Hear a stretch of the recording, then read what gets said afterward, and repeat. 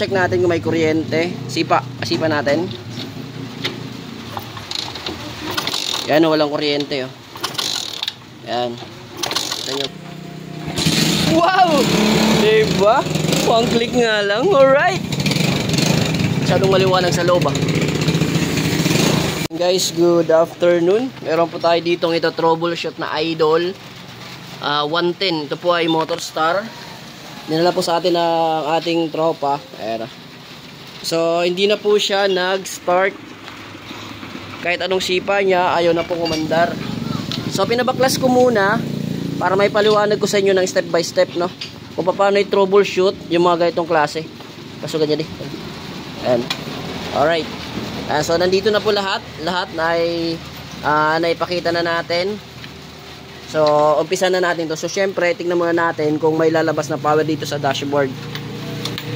Ayan, meron. So, ibig sabihin, goods po yung kanyang susian, yung ignition switch. Okay.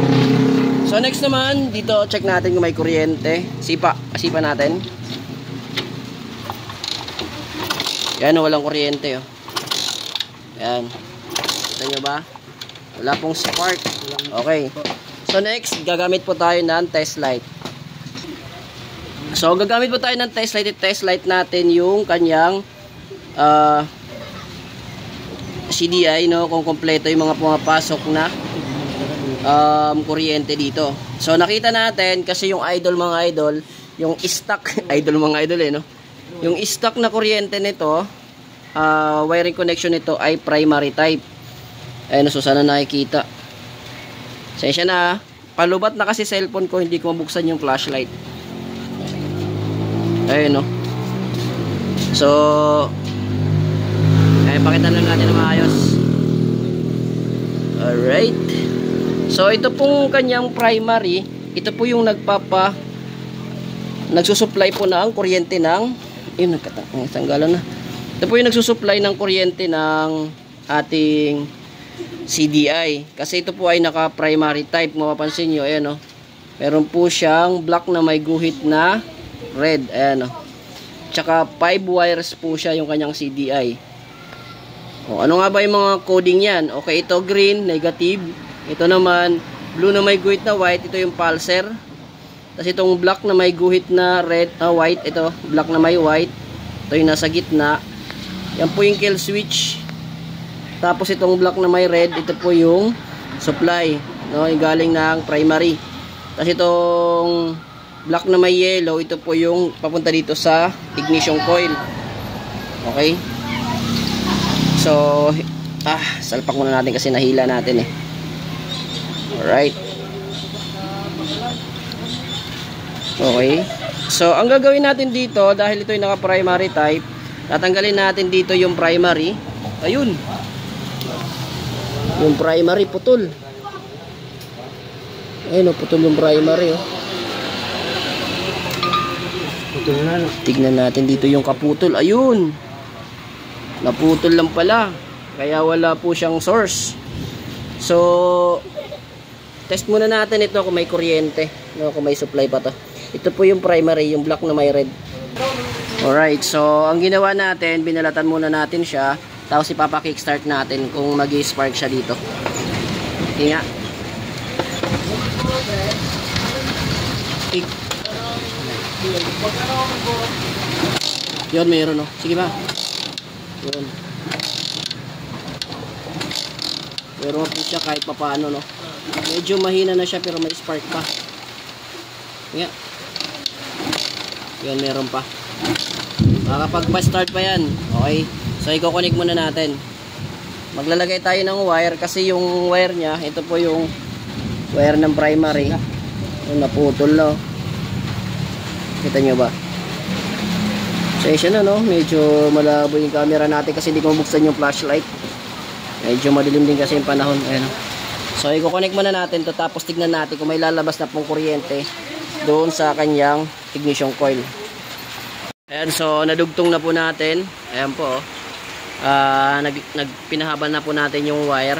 So check muna natin kung may kuryente nang lalabas dito sa ignition coil. Sige nga, sipahin mo nga.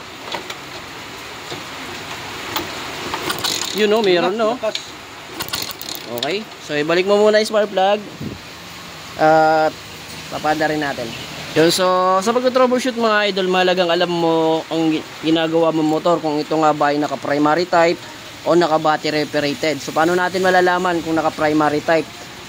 Madali lang. Pag naka-primary type, makikita natin kagad dyan yung black na may guhit na red, which is yung po yung supply ng primary. Ano? Black yan na may red. Okay? So, kung makikita mo dyan, ito lang, dalawang yellow at saka pulsar at saka green, yan po ay battery operated, na wala po siyang primary. Tapos yung CDI niyan naka battery operated din. Ayan, so dito sa CDI makikita mo naman na yan po ay may black na may guhit na red, which pala tandaan na naka primary at saka 5 wire po siya. Okay, so sinare ko na kanina kung ano yung mga coding ng bawat isa, no? At saka ano yung function ng bawat isa. So, paandarin muna natin. So, sana yun lang yung problema. Ayan, so nasalpak na. Paandarin natin. One click lang. Wow! Diba? One click nga lang. Alright! Masyadong maliwanag sa loob, ah.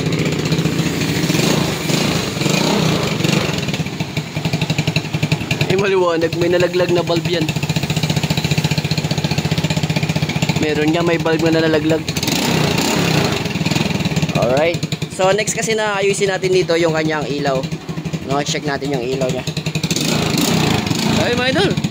Ganun lang i-check, no? Ganun lang i-troubleshoot yung mga ganitong klaseng primary type na makina. Ayan, no? Motorstar Idol 110. Okay na to, ibabalik na lang. Bye-bye. Sa idol natin na nagdala ng motor na ito, okay na po yung motor mo. Nagka-problema sa connection ng primary, no? Naputol po doon sa may dito na part yung puno, o dahil sa katandaan na po ng kanyang harness. Alright, so ayun, dinugtungan natin at ititape. Okay na to idol, pwede nang daanan. Tapos yung ipapagawa niya po yung kanyang headlight. Okay, so ayusin na lang natin yun kasi may nakita tayong umiilaw dito. May nahulog na, may nahulog na bumbilya yan.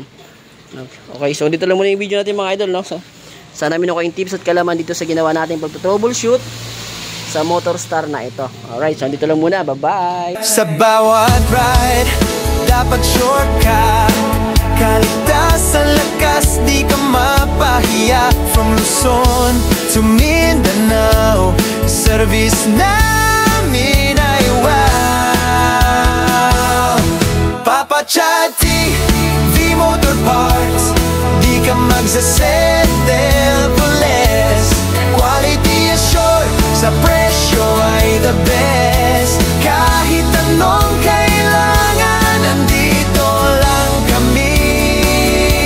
Kasama sa biyahe mo, every ride guaranteed.